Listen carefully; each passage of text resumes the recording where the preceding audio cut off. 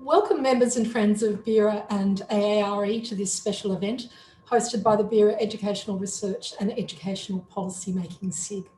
My name's Nicole Mocker. I'm an Education Policy Researcher and Associate Professor of Education in the Sydney School of Education and Social Work at the University of Sydney. And I'm very pleased to be chairing this morning or this evening's webinar, depending on where you're located, and hence whether you'll be logging on over perhaps a morning coffee or an evening GMT. As is customary in Australia, I'd like to begin by acknowledging the traditional owners of the land on which I'm privileged to live and work, land which has been a centre of learning for millennia, the Gadigal people of the Eora Nation. I'd like to pay my respect to their elders past, present and emerging, and extend that respect to all Aboriginal and Torres Strait Islander people, and indeed to all First Nations people here today.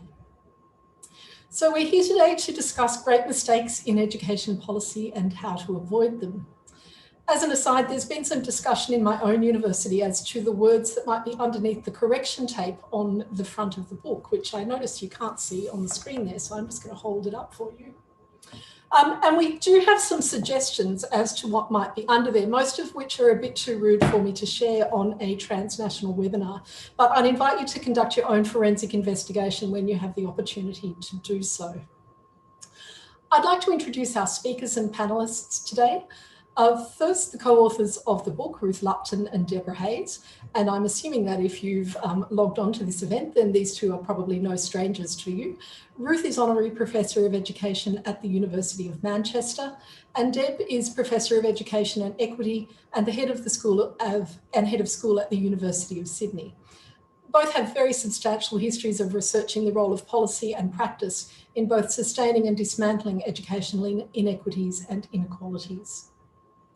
Our panellists today are Professor Barbara Comer of the University of South Australia, Dr. Sol Gamsu of Durham University, Professor Gemma Moss of UCL Institute of Education, and Dr. Sam Seller of Manchester Metropolitan University. The format of the webinar will be that shortly I'll invite Ruth and Deb to give us an overview of the book. We'll move to some reflections and discussion from the panellists in two lots with some questions from the floor in between. And so I'd encourage you to use Slido to submit your questions and to upvote those questions submitted by others throughout the presentations and discussions, and I'll direct those to our speakers on your behalf. So without further ado, I'd like to hand over to Ruth and Deb.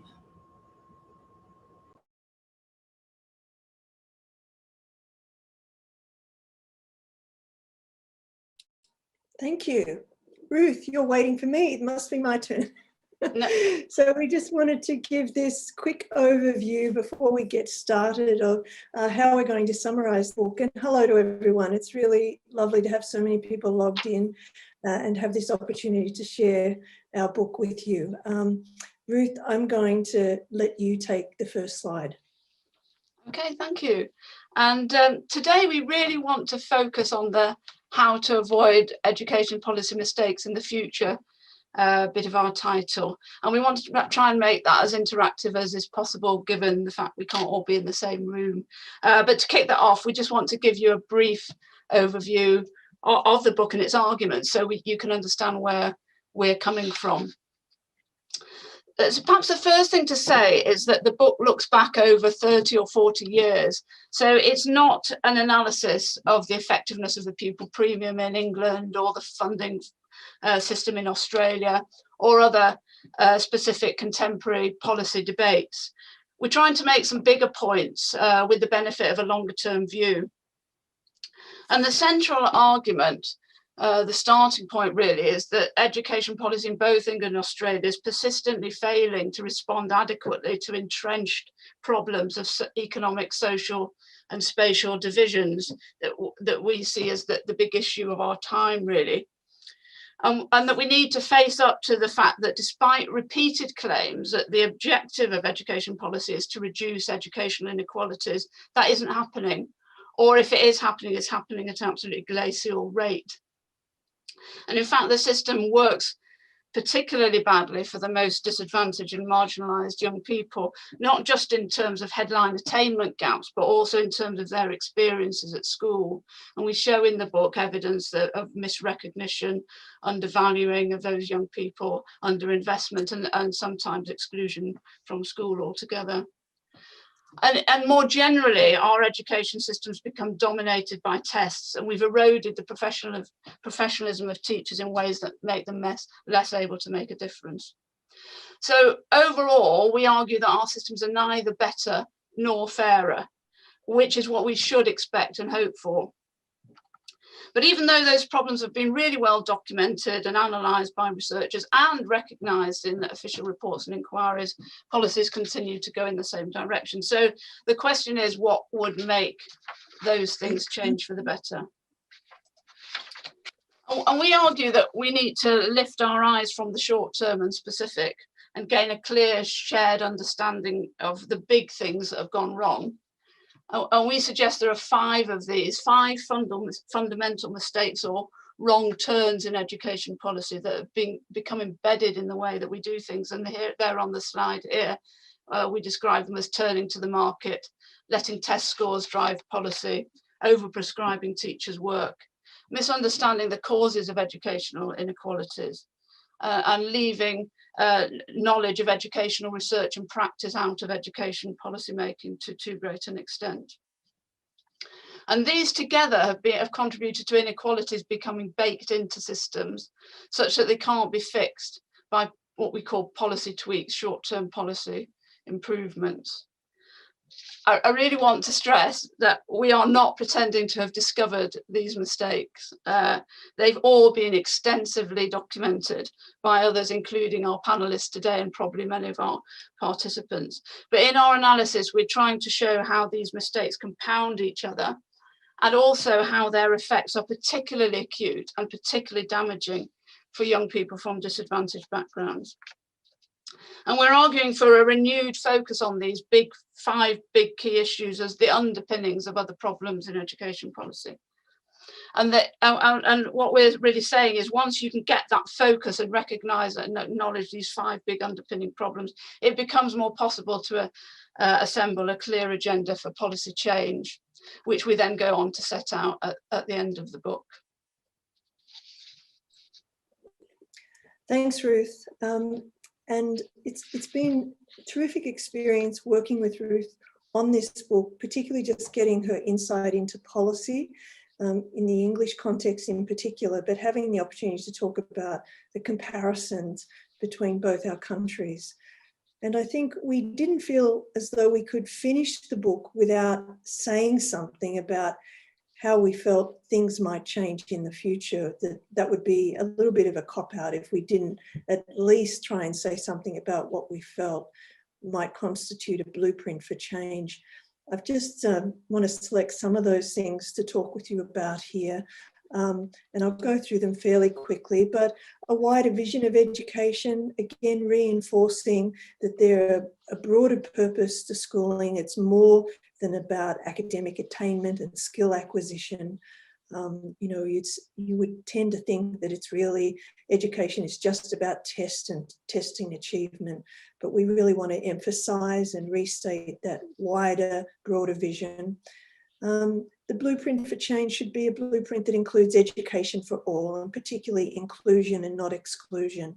And we spend some time in the book providing some fairly alarming data about the extent of exclusion in both our countries. Continuing to reconceptualize inequality, and this has been a long-term project in both our countries over decades, but continuing to emphasize that we shouldn't be blaming families and kids for a system that doesn't serve them well.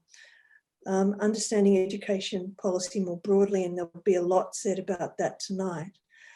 Continuing to level the playing field, because the field keeps on tilting, and I think the pandemic illustrated that in yet another way, how circumstances and contexts change in ways that really shine a very strong light on the impact of inequality on schooling and on kids' ability to participate. building systems for collaboration, and we don't think this means abandoning choice, but about supporting autonomy and assisting schools to develop distinctiveness and sort of local ecosystems of schooling, rather than schools defined by their fences, but those sort of the local ability of schools to cooperate.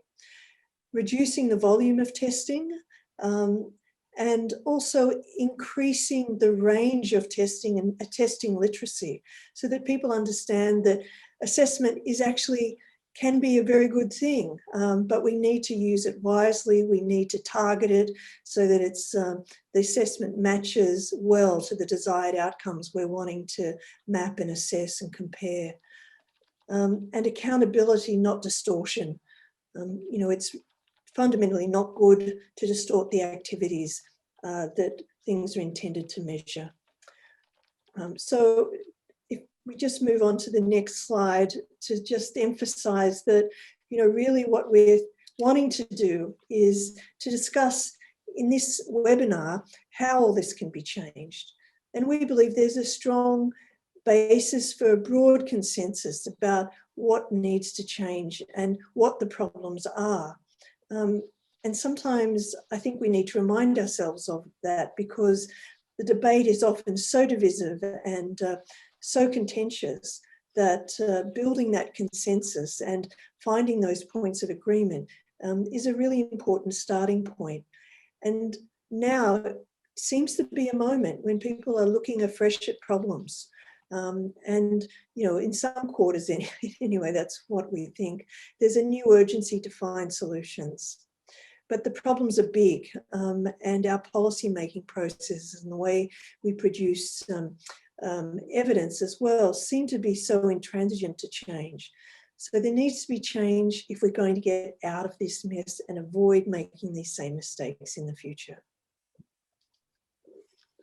So I just want to speak a little bit about our analysis of the problem with policy making processes and suggest some ideas about better relationships between research and policy. So one issue, we argue, is it's quite hard to see the problem clearly. Although we recognise that seeing the problem clearly, it's not just an evidence problem that's the problem with policy, but this is one of the problems.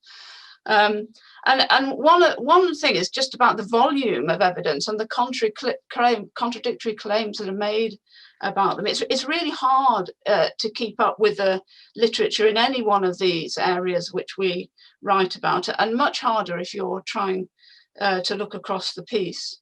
So it's difficult to, as we put it, to see the wood for the trees through all this evidence and contradictory claims. At the same time, academic research, of which there is so much on these themes, tends to speak to a relatively small audience, and critical education scholarship is vulnerable to claims of being politicized, which means that the evidence there isn't always heard. On the other hand, politicians and the policy community are very much focused on short-term agendas rather than more fundamental problems, and we wonder whether our book with its 30, 40-year view is actually appealing to politicians or seems on to sort of a large and long-term scale. And where people who work in the system don't always have access to this broader or longer-term view.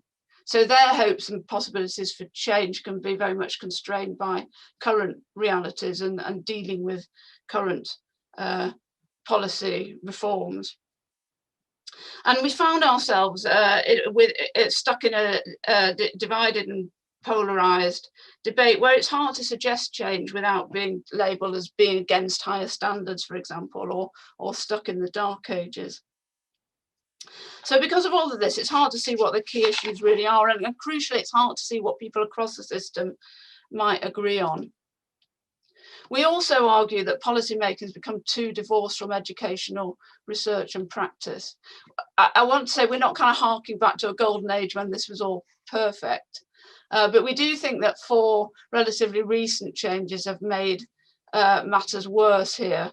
One is the uncritical acceptance of the global education reform paradigm or germ, market standards, testing, conformativity, and so on, so that they become normalized. And another is the upscaling and centralization of decision making, moving it further from the chalk face. Another is that policy space has become both more dispersed and more crowded with many more actors in it, and it's become more attentive to, with technological change, to bite-sized chunks of knowledge with less policy memory and less depth of understanding. And there's also become greater reliance in the last 10 to 20 years on quantitative research, both the growth of education economics and of the what works tradition. And the consequences of these changes, we argue, is that evidence is often misunderstood in ways that we try to demonstrate through the book, and also that valuable knowledge is often disregarded. And in particular, we say we're not looking enough at what's happening in the most disadvantaged places and to the children and young people for whom policy matters most. And one of the features of the book is that we draw on a set of case studies by other authors of schools in some of these most disadvantaged places to make those issues more visible. And overall, we argue that if policymakers listen more to people who understand how schools and classrooms actually work, they'd understand their evidence base better, and they'd be wiser in drawing from the experience of other countries, more likely to anticipate the effects of policies on teachers and learners, and better equipped to avoid unintended policy consequences. So we set out a range of suggestions about how policy could be better connected to education, research and practice, and some of those are set out on this slide. I won't go through them all. One of our suggestions is that education research funding should be spent more broadly, not just with its current emphasis on what works studies, but with independent, broad-based research institute with a mandate and resources to conduct, synthesize, and disseminate multidisciplinary research. We also argue that we need to see teachers as producers of knowledge, not just consumers of research. And we wonder whether we're at a point where we, in both countries, where we need a once in a generation commission or other similar exercise, which helps us to rethink the purpose and design of our education systems. And we'd love to hear your thoughts on these suggestions, but also your own ideas on this theme during the discussion. And then finally, when we've been writing this book, we've deliberately taken a rather different approach to the normal critical education policy work, and Deb's just going to tell you a little bit about that. Thanks, Ruth. Yeah, we just felt it was important to try and lay bare, in a sense, where we were coming from, and to try and put that into the mix of this discussion tonight. So, one of the things that we believe is that better evidence won't necessarily change the behaviour of policymakers, but if more people understand and appreciate the evidence, then it's more difficult for them to keep making the same mistakes. Be really interested in your comments and whether you believe these things along with us. Also, that there's actually no lack of evidence, that the problems are clear and big. And one of the things we've attempted to do in the book is to cut through the huge volume of research claims and counterclaims to make the problems even clearer. And I think we're both quite proud of the length of the reference list. We've really tried to draw upon a very wide range of research and to include it sort of fairly, in a sense, in the book. So we've also written a short book, which was incredibly challenging, and we hope it's written in plain English for a general audience. Some of the other parts of the approach that we've taken we've deliberately chosen to believe that the goals of education policy are generally well intended, and I think what that means is as well that policy makers are generally well intended, but that the plans have failed. And we've tried to talk about these failures without finger pointing and blaming. And sometimes that was very difficult, but that's what we have attempted to do. I know there's no such thing as a neutral position, but we've attempted to adopt one. In fact, deliberately trying to detach policies from their ideological origin on the basis that it's more likely to build a shared understanding of the problem. At the same time, again, that's something I'll be very interested to hear your comments on, and how much you believe that is sustainable. But we've also asked some simple questions in an open-minded way. And so the chapters are framed, some of the chapters, a set of chapters are framed by why were these policies adopted? What's the evidence that they made education better and fairer? And we've tried to run these questions through our analysis of the policy mistakes that we've identified. And just finally, the last bit of our approach is that we've attempted to take a long view. Some parts of the book span up to 30 years or even more. It's not historical in the sense, but there is some tracing of policy. That's been one of our deliberate approaches to try and trace policy in both countries, and to mark its significant turning points. And we've attempted a synthesis of evidence, drawing on different kinds of research, and in particular, drawn on case studies of schools in the most disadvantaged areas to try and examine the impact of policy in those areas. Over to you, Nick. Thanks very much for that overview, Ruth and Deb.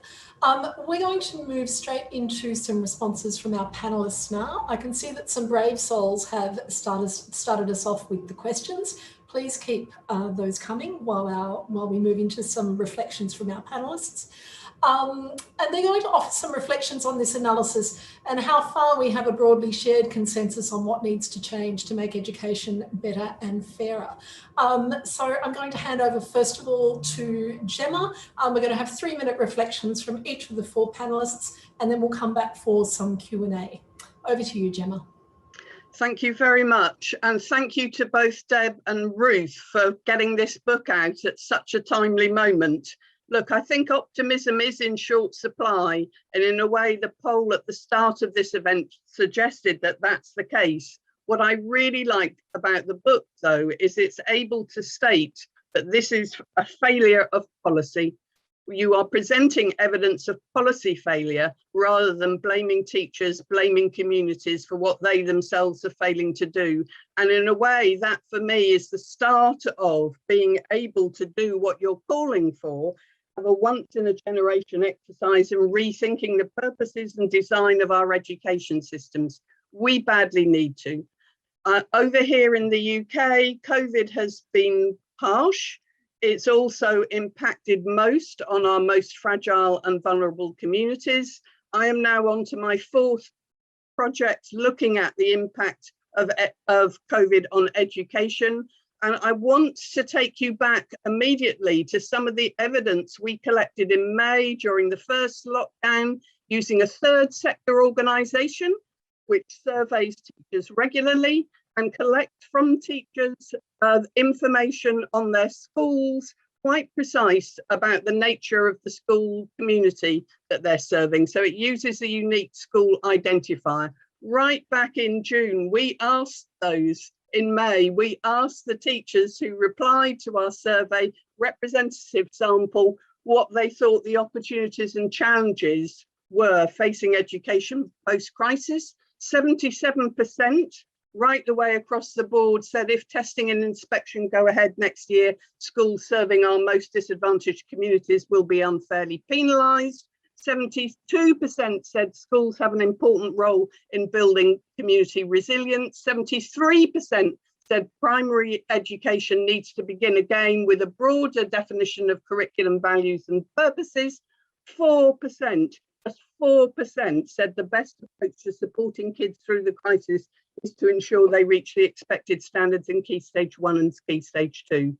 This is a big moment in which to start a conversation about what is wrong in education at the moment and redefine the terms upon which that conversation happens. I think this book is a great way to start that. And in a way, well, I could probably and should just stop there, but I'm going to put into the conversation, what is the role of research at this moment? I think it's to help re-engineer the world. It is not to stand back and comment on it. It's actually to try and make something different happen. Thanks very much, Gemma. Barbara Comer, over to you.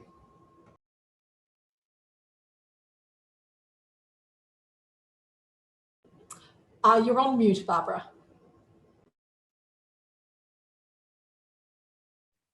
Sorry, everyone. Just trying to unmute here. Look, it's very wonderful to be invited tonight, and I just want to let you know that I'm coming to you from the lands of the Kaurna people in South Australia. And thank you again so much to Deb and Ruth for this wonderful book.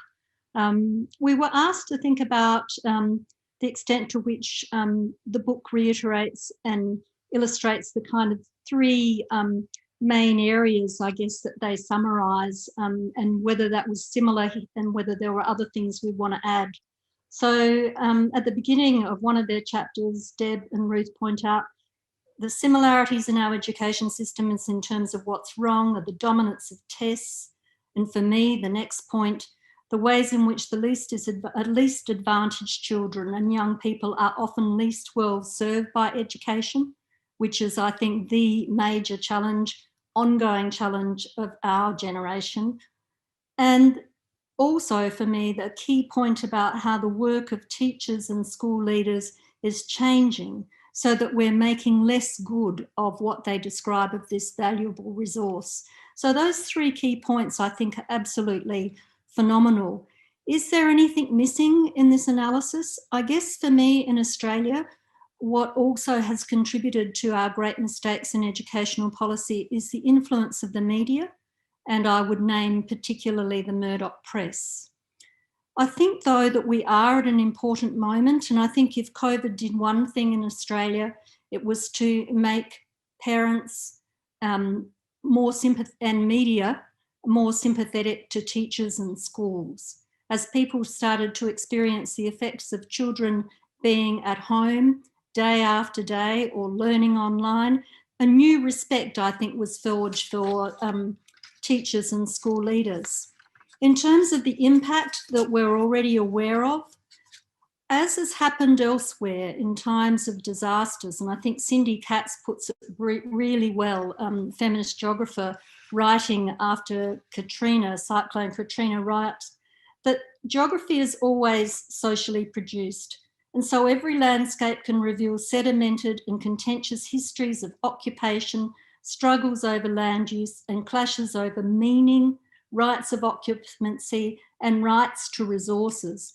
From my perspective, what COVID's done is to show once again how disasters compound the effects of inequality and disadvantage. In terms of the kinds of schools in which I and Deb and Ruth and others work in, we can see that the complexities associated with poverties for families, children, teachers and school leaders is compounded by COVID. So rather than things just simply changing, we have the compounding of already existing disadvantage. And what that means from my perspective is that that increases hugely the work of teachers and families in the most disadvantaged areas. Thanks very much. Great, thanks a lot, Barbara. Sam Seller, over to you. Thanks, Nicole, and thanks, Ruth and Deb, for the opportunity to engage with your wonderful book. I found the analysis of problems with policymaking in the book comprehensive and convincing. I think it provides an ideal introduction to students of education policy, whether they be teachers undertaking their initial education or ministers in need of a crash course in education policy. And I also think it's a very timely invitation to work collectively to realise the blueprint for change that you've set out. To my mind, the fifth mistake, the divorce between policymaking and education research and practice, is central. Ruth and Deb clearly show how globalization and policy convergence, centralization and ministerialization, along with the fragmentation of policy making within network governance, create a perfect storm that underpins this divorce and compounds the other four mistakes. So I want to focus on this aspect of the analysis and respond to two of the questions in particular. Has COVID made a difference, and are other things important? So first, I agree that the pandemic has, in a number of ways, created fertile conditions for consensus about what needs to change. However, at the same time, it has also contributed to the dispersal and crowding of policy spaces, due in part to significant growth in education markets over this period. In particular, we've seen significant investment in the education technology sector, encouraged by influential non-government and international organisations who do have the ears of ministers. Global investment in EdTech more than doubled in 2020, up to 16 billion, and it grew by 76% in the UK. And schooling is by far the largest sector of this market. So I think we may be seeing a step change that will have an impact on the futures of schooling. Now, the products and services provided by the tech industry play an influential role in shaping how information is collected, analysed, and valued as evidence within schools and education systems. And we've certainly seen this occurring for some time in Australian education departments and schools. So recognising the growth and influence of these new corporate actors, as well as new experts inside governments and schools like data scientists, is an important piece of the puzzle. While these actors may share the analysis with regard to the need for better and fairer education, they are by nature likely to favour market solutions and are less likely to see testing as a mistake or to engage substantially with teacher and expert research. And their voices and agendas do play a role in shaping policy. The impact of this development is implicit in Ruth and Deb's discussion of how education has been left out of education policy making. And I think it warrants further attention as part of efforts to build consensus.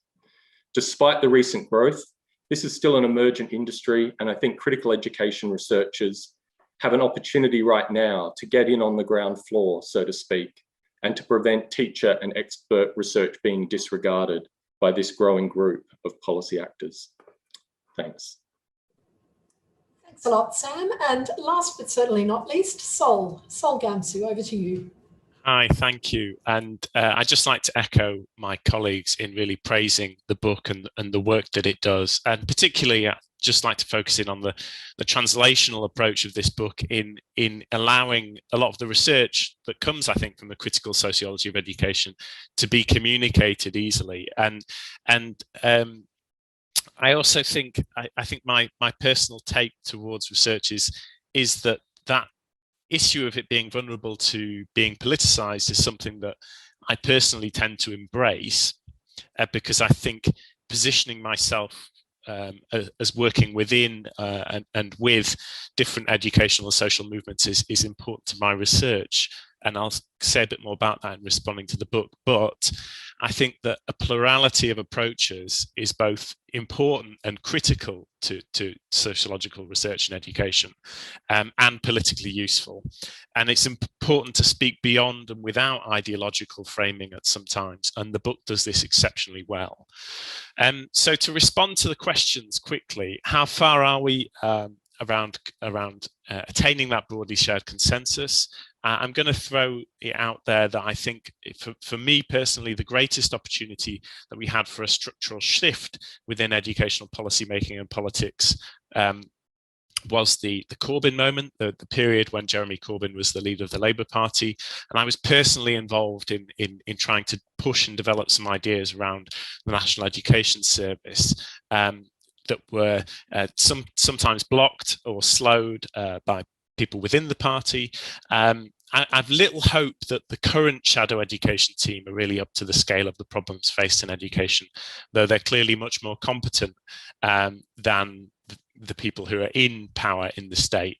But beyond party politics, there's a much more interesting state of affairs. And this is where COVID has really had a huge impact. And I'm going to run through a set of examples where I think there is real potential for progressive politics of education and movements and new forms of political consensus to be built around this. So these are things like the A-level and GCSE protests around examinations that happened last year, where we saw students really actively providing a language of class around exams on a scale and in a way that maybe hasn't happened since the 2010 tuition fee protests. We saw the National Education Union, the biggest union here in the UK, education union in the UK, take Section 44 action in January 2021 over health and safety concerns. And there's a creation of real grassroots power there. There's a potential to empower teachers, perhaps erode the power of high stakes testing because of the way moderation is now being done. There's also, and this is really important, the movements against racism, Black Lives Matter protest, but the toppling of Edward Colston, protests at Pimlico Academy, and the government rhetoric around decolonisation and race is actually inadequate. And they have, I think, lost the argument both amongst students and amongst teachers. I think there are possibilities for the left, and there are also possibilities for a broader consensus building, which I think is what this book speaks to. And those two sets of consensus can overlap. Great, thanks very much, Sol. We're going to take some questions from the Slido now. So we're going to start off with one from Sonia Lopez. How do you think we can reach out to teachers across the system to encourage contribution to and ownership of this wider vision of education policy and I guess consequently of education? We might throw to Deb and Ruth, but if panelists would like to jump in, I think let's just see if we can get some discussion going. Thanks, Nick. I saw that question and it's come right to the top of the Slido list. And I think I'd probably just change what needs to happen in terms of teachers. I mean, I think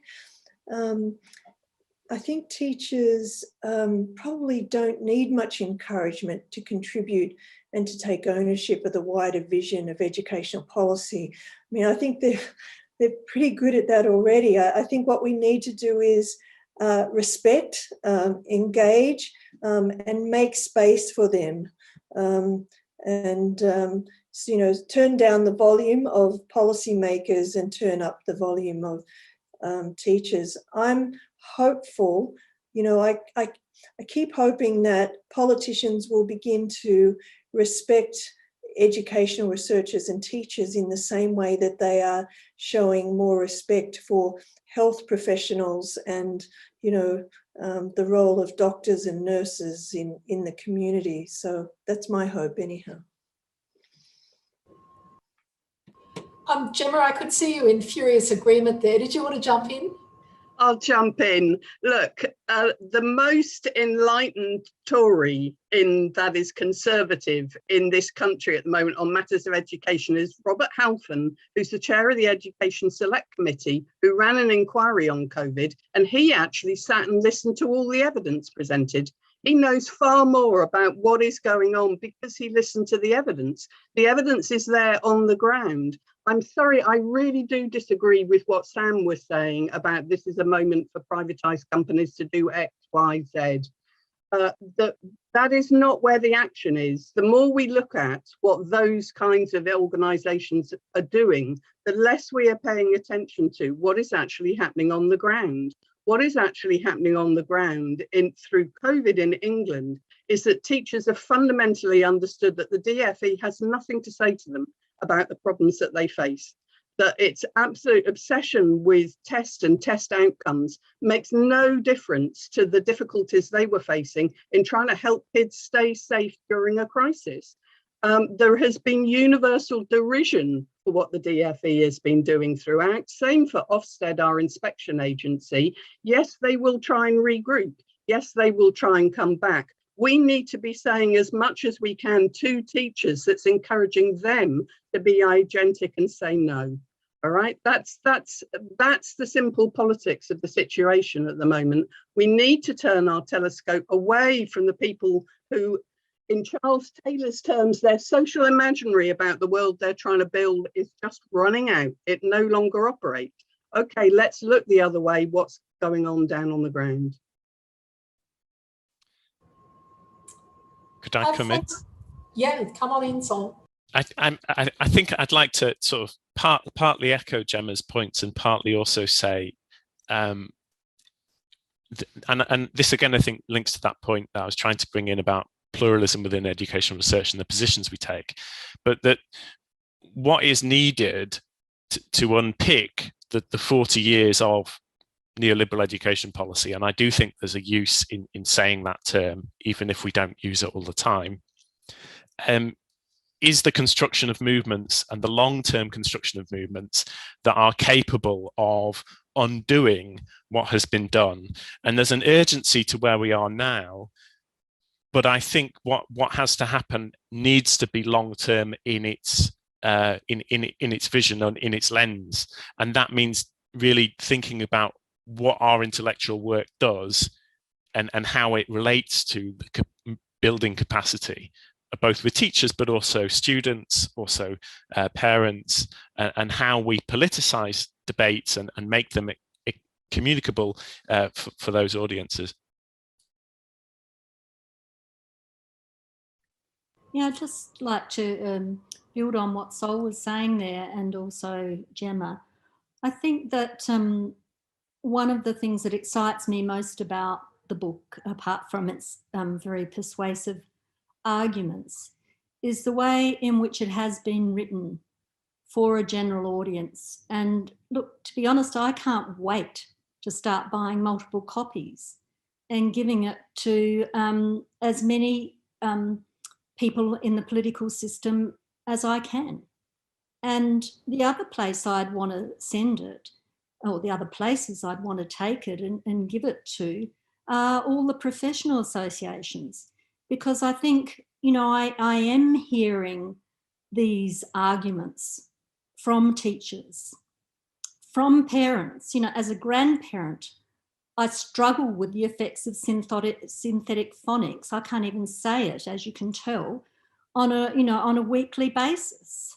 You know, if I have to pronounce one more absurd non-word in an attempt to prove to my 6-year-old grandson that reading's worthwhile, I think I might scream. So I think, you know, the extent to which COVID has made visible the complexity of the work that families do and that teachers and school leaders do in disadvantaged communities has created a particular kind of moment. But I also want to take on board, I think, the very important point that Sam is making about the moves of other players to try and force their way into this space in terms of saying, well, education is just a technological problem. So I think, you know, we are in a moment where those of us who've still got connections in the political, big P political, need to do, you know, everything we possibly can, whilst at the same time working with teachers and school leaders. Can I come in there, Nicole?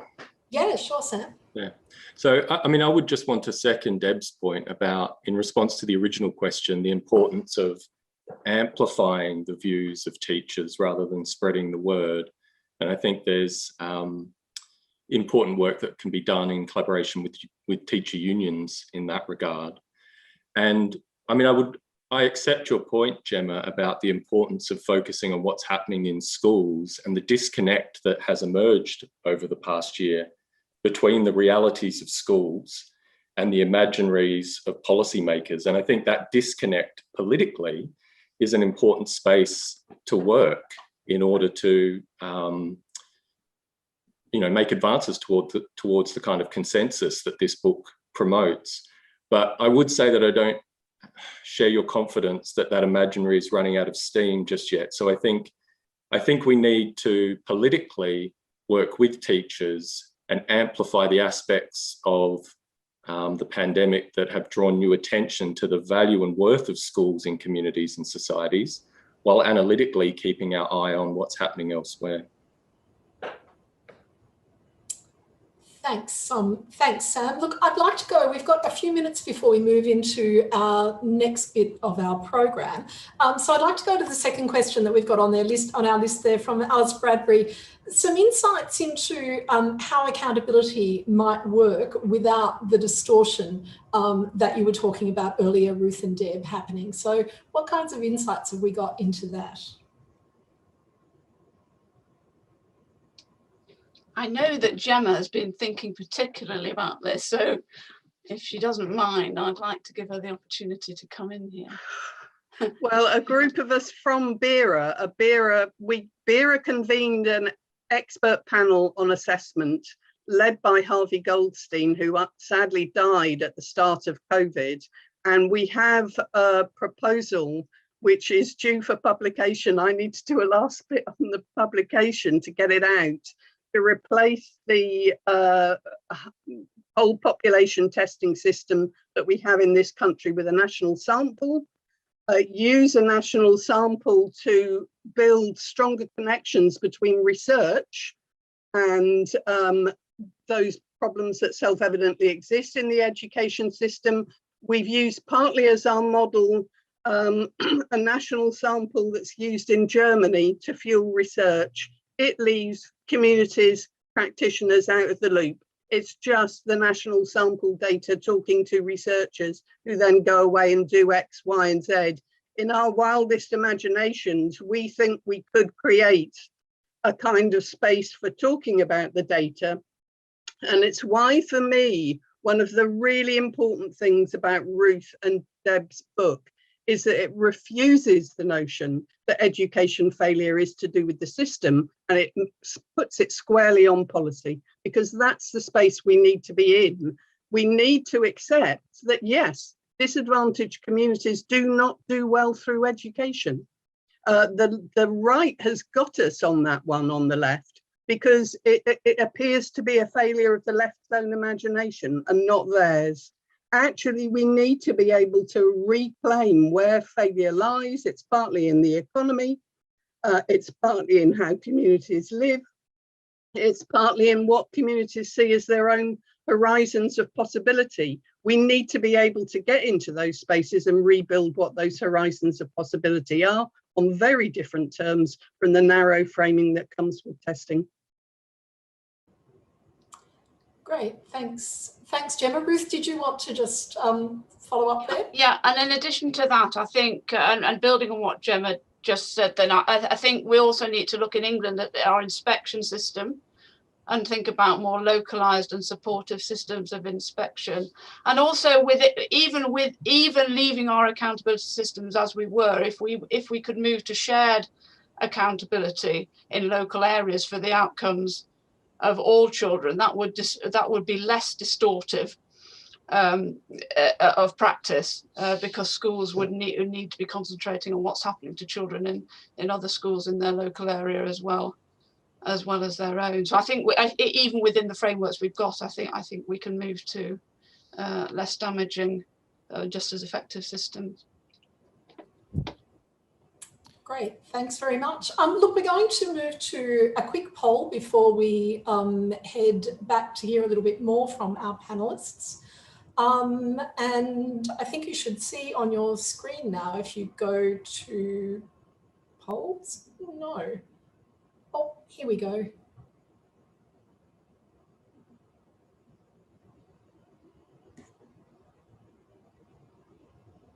All right, so the question here is, does the post-COVID moment offer an opportunity for a new consensus on the big directions in education policy?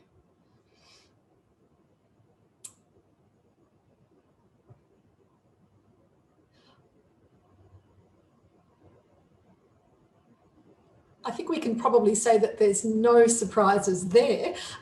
So I think what we might do is move on to hear a little bit more from our panelists. They're going to give us some reflections here on how far the unusual approach taken in the book might be a way forward in building an evidence-based, and by this I mean actual evidence-based, as opposed to the selective use of evidence that we often hear of in relation to evidence-based practice or evidence-based policy.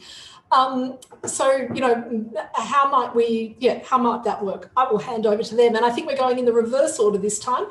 So Sol, I'm going to hand over to you first. Thanks. And in terms of the evidence-based consensus, I think my question would be, is this the only consensus we need? And has an evidence-based approach worked? And the distinction between what works and evidence-based is important, but I don't have time to go into that here. It's not that evidence doesn't matter, but for my sort of 15 years of education policy watching, and others have much longer, ideology tends to trump evidence. And I think what for me is key, and what the book I think contributes towards, is the possibility of building a broader movement than the left has generally been able to construct around some of these ideas for educational change, and perhaps picking up those who've fallen out with current government agendas and politicians, although I'm a bit less skeptical of Rob Halfon that Gemma mentioned before. We do need that consensus, and but I'm also in favour of building the basis for a much more radical educational settlement. And it's clear, I think, to many of my generation and those younger and others, that we need a structural change. And I do tend to support forms of abolitionist politics which align with decolonial politics. But I'm not one to throw out the baby with the bathwater in this, and I suspect we need multiple forms of political consensus that could, as I say, overlap. But really, if we're interested in unpicking marketization and structural inequality, we do need some of that language that might scare off or alienate people if not explained properly. And as educators, I think we can do that. What can the research community do? I think for me, it's about creating the basis for radical and progressive local education politics. I'm doing some work on the private school, state school funding gap, which is coming out today, and being able to help start conversations, hopefully local campaigns around these issues. And the question is, are we engaged in intellectual work that strengthens and creates long-term social and educational movements for equality against climate catastrophe and capitalism? And we've had really 40 years of disastrous ideological management of education in this country and Australia and abroad. And what predated neoliberal education policy wasn't exactly great either. And for me, I think I see the rest of my career as dedicated to thinking about how we engage intellectually and also practically in the work of constructing social and educational movements that are capable of sustaining and supporting educational change and broader societal change. Academia doesn't always foster this, and I think it's great that people like Ruth and Deb have written this book in ways which isn't necessarily about, you know, the glory of big grants, your 25-star ref publications and prestigious American journals and all the rest of it. And in the end, you just got to ask yourself, you know, what's all that for? And when you look back, what do you really want to say you've achieved? And I'll stop there. Great, thanks, Sol. Over to you, Sam. Thanks, Nicole. I also really appreciated the disposition that informs Ruth and Deb's approach in this book. I think it provides an instructive example for critical education scholarship, and I welcome the generosity that they extend to policymakers by assuming their good intentions and seeking to build shared understanding. I think this approach does offer us a way forward, but I also agree with Sol's point regarding the difficult balancing act between evidence and ideology. To answer the question of what needs to happen next, I would emphasise the importance of addressing their second precondition for change. That is, developing greater learning capacity and depth of knowledge in policymaking by building links between different groups, governments, schools, universities and unions, and developing the capacity for local co-production of knowledge and practice. And I want to highlight two aspects of this work where I can see real opportunities at the moment. First, I think more can be done by critical academic researchers in partnership with teacher unions. Unions are always confronted with the impossible task of balancing short-term tactics to address industrial relations matters with long-term strategy to realise grand visions for fairer and better education.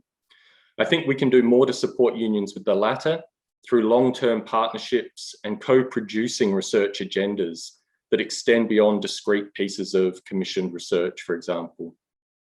I think we need to combine the clear-eyed synthesis of research evidence, as Ruth and Deb have done here, with research partnerships that support unions to develop evidence that can lead conversations about the futures of education.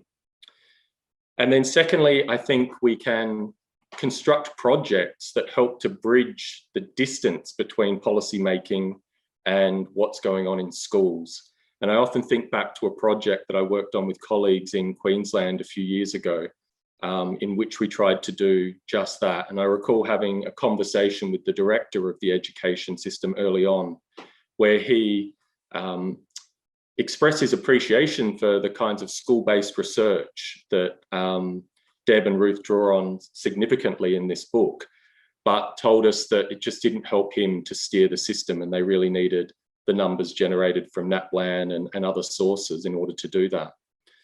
And then later in the project, we brought another senior leader from the system into schools to actually talk with principals. And it was a really transformative moment for this senior policy maker. And I think that contact with schools and with principals made a real difference. So in terms of next steps, I would want to emphasize capacity building through developing networks that can help to produce and promote a more diverse range of evidence within dispersed and changing policy spaces. Thanks. Great, thanks, Sam. Barbara, we're going to throw to you now. Thanks so much. I really want to reiterate that how much I agree with the points that have already been made, particularly the idea of fostering conversations between different educational actors. And I think it's interesting to reflect on the young people who have had an impact in the media, particularly around climate change and the way in which they've operated and how they have in fact captured people's imaginations. And I'm thinking one of the things certainly that I'm still interested in doing is thinking about how we can, in our research with educators in schools, do more to foreground what young people have to contribute. It seems to me that there is I'm interested to hear Sol talk earlier too about his generation. And I'm thinking that there's still a lot of silence out there from a lot of young people. And the ways in which research might help broker what it is that young people have to say to speak back to education systems and policies, and the ways in which research might help foster conversations.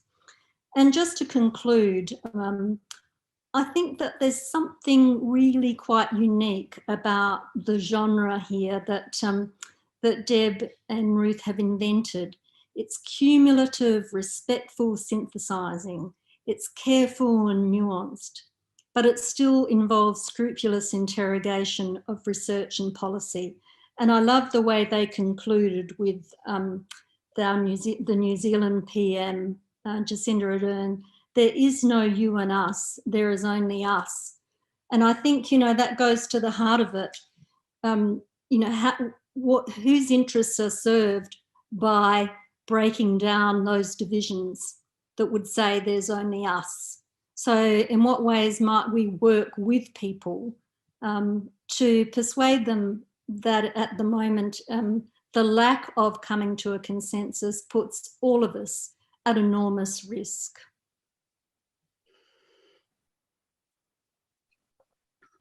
Great, thanks very much, Barbara. And Gemma, over to you.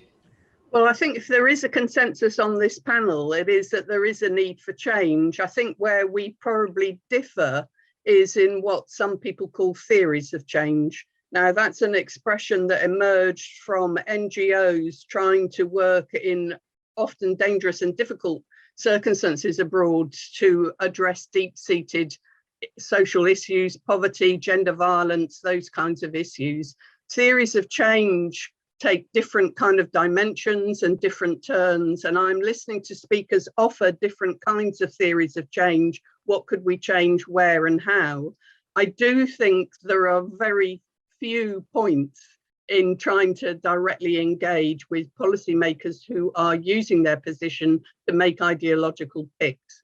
That one is not going to change. On the other hand, I was personally involved in getting a successful contract with funding from the DFE to design a phonics toolkit for the Adult Literacy Centre, which prevented and inhibited wholesale transfer of a phonics pedagogy from the primary school into the adult literacy sector, and instead developed a pedagogy that was respectful of what adults knew and involved them in using phonics knowledge as an investigatory tool for understanding how written language works. So for me, if I have a theory of change, it's that working with other people really matters. I absolutely pick up on that from what Barbara said, and also that it's important to look for the cracks. Where is the current discourse not sufficiently covering things over?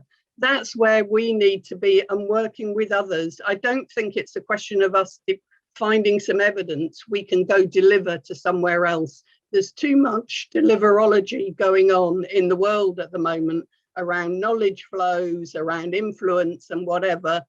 Deliverology is very different from actually co-partnering. And I am going to say co-partner, not co-create, because we stand as researchers, we do stand in a different relationship to knowledge making than maybe people on the ground, but we should be able to find a partnership and bring something to that table so that the community is richer from us having got involved. Fantastic, thanks, Gemma.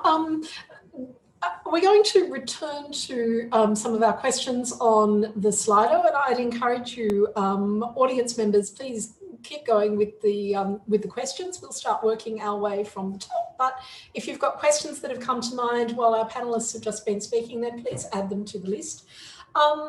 So the next question, I'm very interested to hear what particularly the speakers based in England have to say about this one, that the government in England appears to be positioning itself to control what is valued as education research through the new Institute of Teaching. What can we do?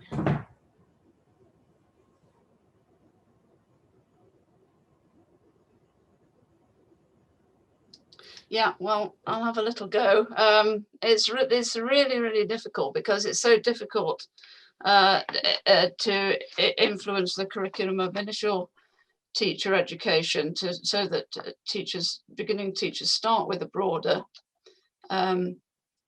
basis of education research. But I think there is work, and it really speaks to what all the speakers have been saying about university and school partnerships, and we've got some good examples going in Manchester where academics are working with teachers and school leaders on their current contextual problems through critical analysis of research findings and bringing research and academic research and practical knowledge together. And so as part, I think there are things we can do as part of teachers' professional development outside the mainstream, and also thinking about how that work can be accredited towards master's degrees, so that there are alternatives to the model of the professional development of teachers that are being offered by the Institute of Teaching. Gemma. Thanks, Ruth. Gemma, did you want to add something there? Just that I'm not wanting to minimise the effort that is going on in England at the moment to increasingly limit what people in education can do. I don't know if other people have noticed, but there's been a document recently come out claiming that the job of teachers is to, with fidelity, implement the curriculum that the government itself has nominated. This is a huge politicisation of the curriculum and the interference of politicians in what goes on. I return though to Charles Taylor's notion of a social imaginary. You can do that if you have the power to do it, Will it lead to better teacher retention in schools living in high poverty circumstances? No, it won't. Because actually all you will do is under-equip teachers going into difficult contexts where they can't stay. That's been the entire experience around Teach First. So we have to remember these are mistakes. These people are dreaming up solutions that won't work. Our job is to come up with and try and retain and rebuild an appropriate knowledge base. And I know Ruth is familiar with examples in Manchester that are doing exactly this. What is the appropriate knowledge base to exist in a high poverty community and deliver good education that makes sense to that community, which may operate on very different basis from what the policymakers say you should do.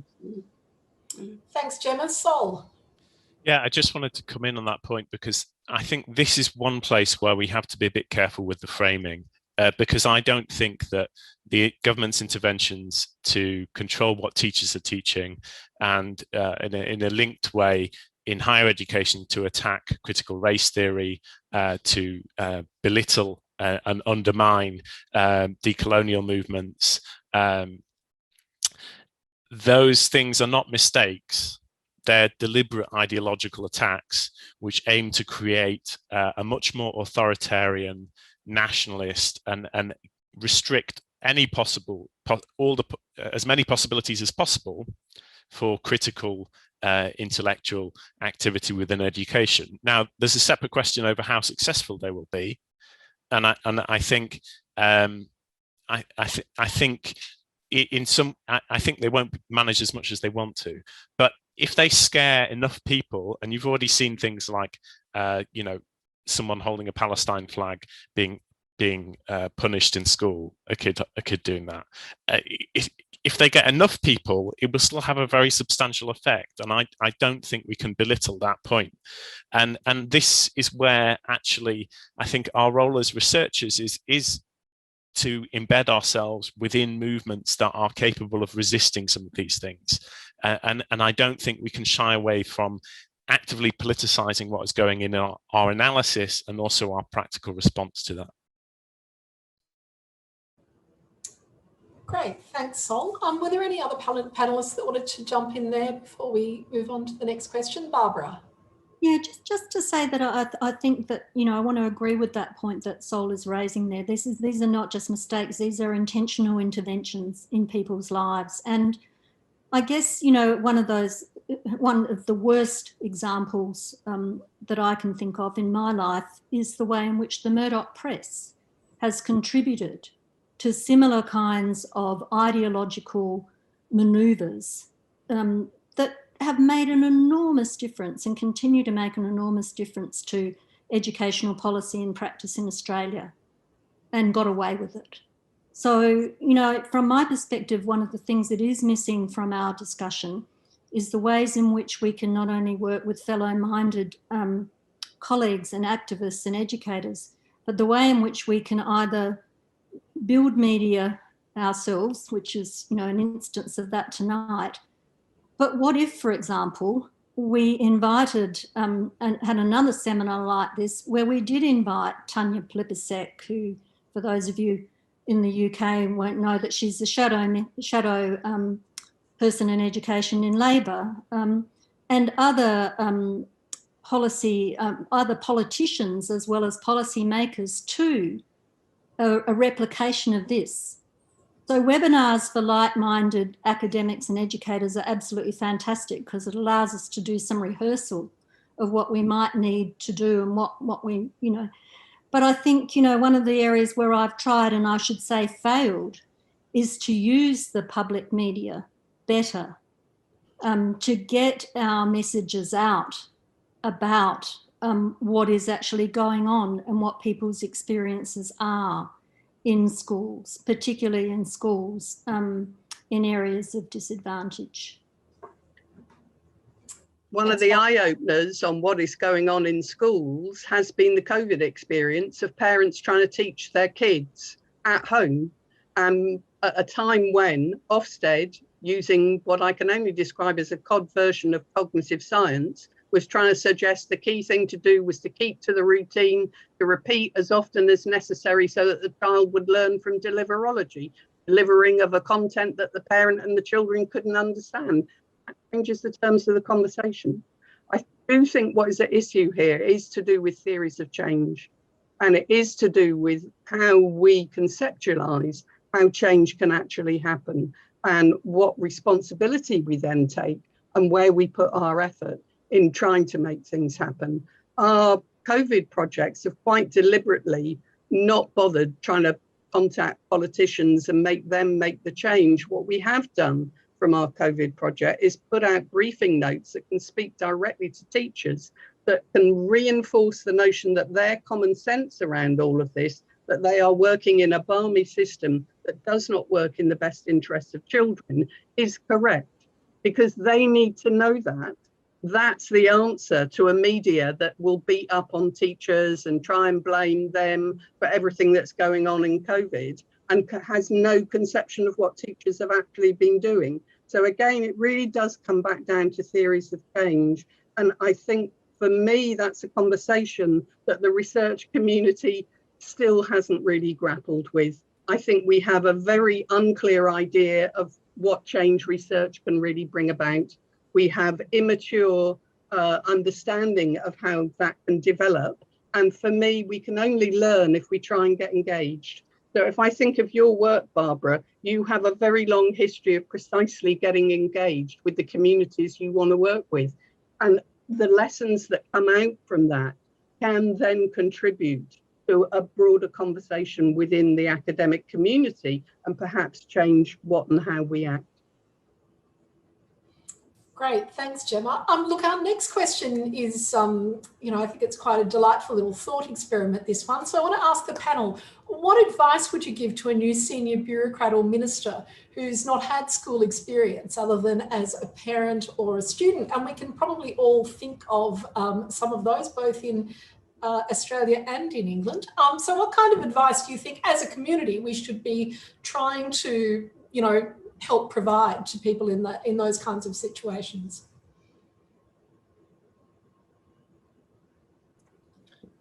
Just really Well, quickly. I give them the book. And then they all speak at once. Jeff, why don't we go to you and then Barbara and then Sam, and then we'll just kind of go from there. I'd give them the book, but if I had the chance to actually sit down and talk with a minister, I'd listen. I'd really try and figure out what their experiences of schooling and parenting were.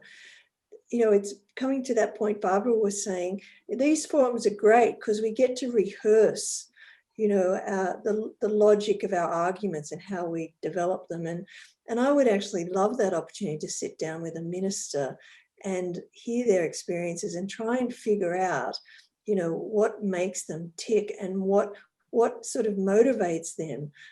Because I know that the speeches we hear and all of that really isn't sort of what's within their own experiences. So that would be mine. I guess the ethnographer would come out in me, and I just want to sit and listen.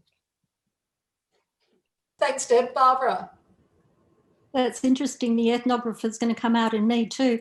I want to send them out to work shadow school principals and teachers in some of our most disadvantaged schools. Yes, I can see that sorting quite a bit out, actually. Sam? My point's very similar to Barbara's. It would be to make time to get out into schools and actually talk to teachers, young people, parents, community members, to make the space to do that so that you understand what's happening underneath the data through which you often read the work of schools. I think that's critically important, as well as being able to point to books like this that actually you can say, go and read this. This is a really useful piece of work that's going to give you the information that you need. Thanks, Sam. Yes, look, I hope that I hope there are a lot of copies of this book in the mail to various people that might fit this particular profile all over the world. In fact, you could do us all a great favour. Ruth, did you have a response to that one? Yeah, I'd say the same, but I'd also like to give them a little bit more advice about running their department. So I think they need to create some long-term or permanent positions so that they have some people who can build some policy, history and memory. And as soon as they get those people in place, they should send them on a master's in education or education policy so that they can learn from what's happened before. I'd also suggest that they need to establish a research and evidence strategy, and I'm delighted to say that I've had sight this week of something the Welsh government's doing in that department, so they can start to put in place longer term measures for building and sharing and disseminating research evidence. And one of the great things about that emerging strategy is that it does position teachers as knowledge producers as well as consumers. And then I also think it's not necessarily realistic for ministers to be spending a lot of time in school themselves, but they need to build that evidence gathering into the roles of their senior staff. So we should never have people from DFE asking academics like me to tell them what's happening in schools. They should be doing that themselves. Thanks, Ruth. Sol. Yeah, I mean, I would definitely send them the book. I think I wanted to come back on the point about sending ministers out to work in schools, because people may not remember, and there's a politician in England called Ian Duncan Smith, who was conservative politician responsible for really brutal changes to the welfare system over the last decade. And he went to Glasgow, a very poor part of Glasgow, and this apparently changed him, but it didn't change him at all. It meant he was it just re-embedded his ruthless nastiness, which has resulted in hundreds of thousands of people dying on benefits over the last 10 years. So I'm not sure that we can really hope to change some people. And that's not to say that I think some people that we shouldn't, everyone should stop engaging. But from my point of view, I don't think we can engage in England with the current government in a meaningful way, unfortunately, and that the energy needs to be primarily in constructing other forms of engagement with education. Thanks, Sol. And Gemma. I think the problems in politics are deeper than just about education. And part of what seems, to have been going on, if we do think back to Trump in America, if we do think back to the fact that the last president of the United States continues to claim that he won the election, and I'm not sure what proportion of the American population still believe him on that one, but quite a large proportion. We are living in a world of discursive bubbles where a lot of the judgment calls that politicians make are about the discursive bubble they live in. So I've said in other contexts, I've heard Rory Stewart, ex-Tory MP, now working at Yale University, give a telling example of taking to Boris Johnson, our current Prime Minister, when he was Foreign Secretary, a series of proposals for things that Boris could do and that would be helpful in the world, and each one got turned down. And in the end, Rory came to the conclusion that as a junior minister, Foreign Secretary had no intention of doing anything. He has concluded from this that populist politicians aren't actually interested in governing. Actually, what they do once elected is they campaign, and they carry on campaigning. And I think the evidence is stacking up for the current Tory administration in this country that it has no interest in governing. It has interest in precisely articulating and getting front lines in the Tory press and producing a kind of mini version of the culture wars that will presumably sell newspapers. It doesn't actually change things on the ground. Now, that means that dealing with politicians who are preoccupied with polling, who are preoccupied with what focus groups think, who are preoccupied with that dimension to thinking about their job makes things difficult, not least because education in that context holds all of the trouble that there is within our economy. It holds all the trouble that exists because of economic restructuring, which is producing fabulous wealth at the top and dire poverty down at the bottom. It's very hard to get out of that unless we get back to the realities of what schooling is about. In the end of the day, schooling is teachers in classrooms with children, building a relationship with them regardless. And for me, that remains my political priority, is to keep that in mind. I have tried talking to the current Labour front bench. It's hard going. Their latest policy is better. It is a significant improvement. I don't know quite how that's happened.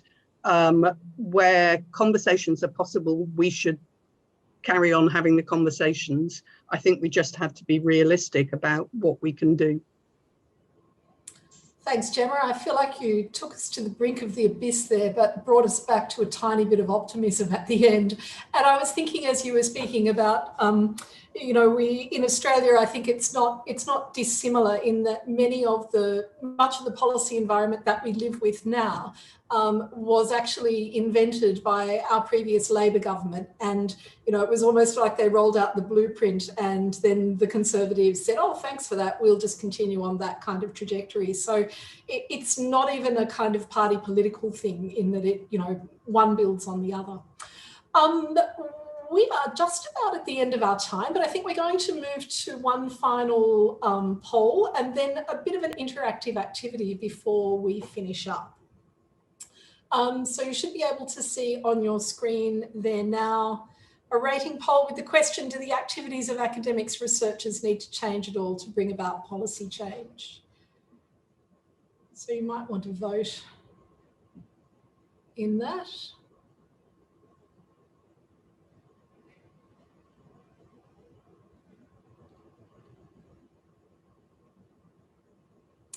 I think there's probably not a lot of surprises there either.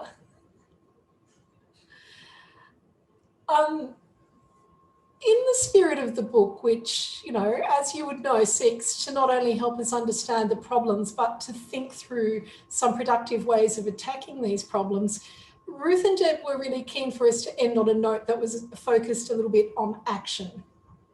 So to that end, I'm going to ask you all to provide in either a word or a short phrase. And I'm conscious that as a species, we academics aren't always good with the short phrase, but try and give it a go. In answer to the question, what is most needed to ensure that education policy mistakes are put right and avoided in future? And as we do that, a word cloud should magically appear on the screen before us.